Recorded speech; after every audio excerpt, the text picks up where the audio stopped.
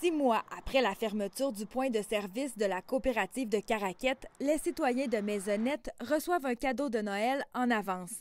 L'entrepreneur de la péninsule acadienne, Gabriel Lebreton, est sur le point de conclure une entente avec le village. C'est un soulagement pour les gens de Maisonnette. C'est un gros soulagement aussi pour le conseil municipal. Pour beaucoup de personnes, beaucoup de clients, on était à la coop au moins 2-3 fois par semaine, puis des fois à tous les jours. L'ancien magasin a été fermé pour des raisons financières. Le conseil municipal a confiance que celui-ci fonctionnera. Encore faut-il que les gens de Maisonnette y magasinent.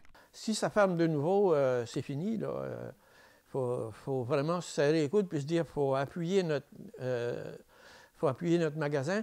Depuis la fermeture, les citoyens doivent faire 15 à 20 km de route pour mettre de l'essence ou acheter des aliments. Pour nous, je crois que c'est une nécessité parce qu'il faut toujours que tu te déplaces pour ton épicerie et tout ça. C'est pas toujours prêté. Il y a beaucoup de gens âgés dans le village, il y a beaucoup de gens qui n'ont pas de voiture.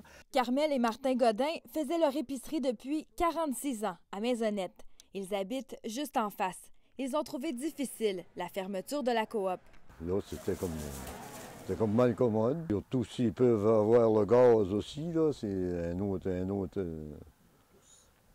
plus pour Maisonnette, parce que c'est pas facile avec des canisses, tu vas ailleurs chercher du gaz. Tu te déplaces partout, Grand-Anse, Caraquette, disons, pour faire l'épicerie. Joseph Boudreau a travaillé 29 ans à la coop de Maisonnette. Il ne s'est pas trouvé d'autre emploi depuis la fermeture et a bon espoir d'être engagé dans le nouveau marché d'alimentation. On n'est pas assuré d'avoir un emploi, ça reste la décision de l'employeur de prendre les personnes qu'il voudra. Mais on voulait attendre pour voir s'il y avait une opportunité de recommencer ici.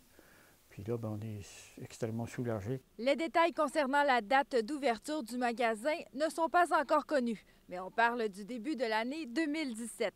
Annie Levasseur, Maisonnette.